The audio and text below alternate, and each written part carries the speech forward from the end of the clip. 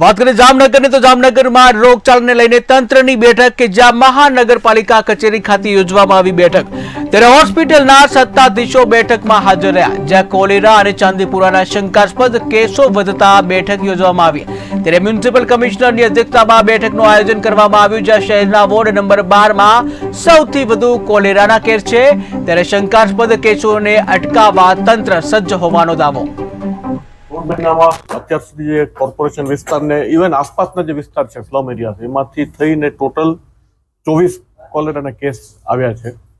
એમાંથી તમામ દર્દીઓ જે છે જીજી હોસ્પિટલ ખાતે સારવાર લઈ ટ્રીટ થઈને ગયેલા છે, કોઈ પણ ડેથ નથી.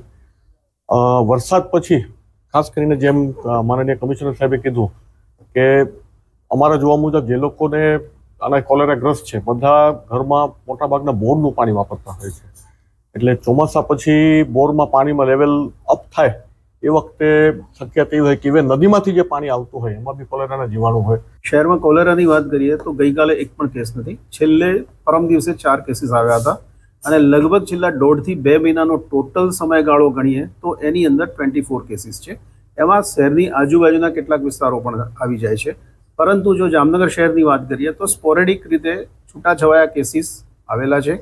એ પણ છેલ્લા 1.5-2 મહિનાના ગાળાની વાત કરું છું. કોઈ એક દિવસે મેક્સિમમ 4 કે 6 કેસથી વધારે આવ્યા નથી અને આ પણ અલગ અલગ વિસ્તારના આવ્યા છે. ક્યાંક વોર્ડ નંબર 1 માંથી આવે તો વળી કાલે પાછું વોર્ડ નંબર 12 માંથી આવે, વળી પાછા 2 માંથી આવે, 4 માંથી આવે.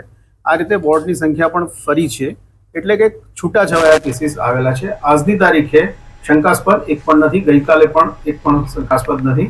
પરંતુ આ સિઝનમાં ખાસ કરીને ચોમાસાની સિઝનમાં જેમ ડોક્ટર રીતે